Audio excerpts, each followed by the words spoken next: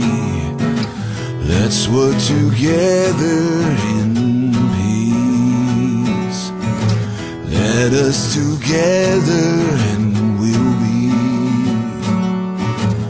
Let us together and we try to find